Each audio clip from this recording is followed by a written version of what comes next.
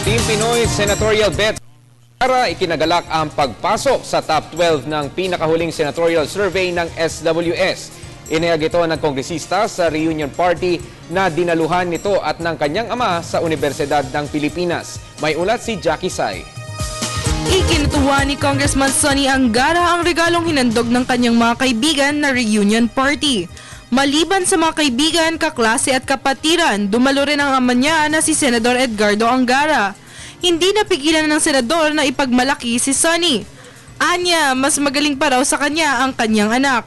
I think it reflects not only on the qualities of the candidates of Pinoy, but also on the huge and immense trust people put in Pinoy. Ikinutuwa rin ni Congressman Sonny ang mapabilang sa Magic 12 ng SWS survey. Dikit-dikit yung mga candidates at may pangalan lahat, may kakayanan lahat. So, for someone like me who's running for the first time, nakakatawa siya.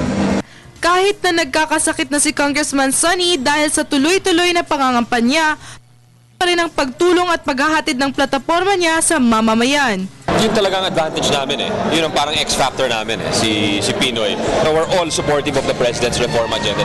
I think yung 12-0, hindi imposible yun eh. Na kahit may sakit tayo eh, kaya pa rin natin tumulong, kaya pa rin natin manilbihan.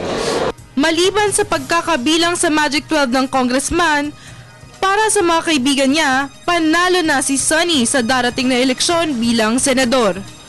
Para sa Telebisyon ng Bayan, Jackie Say.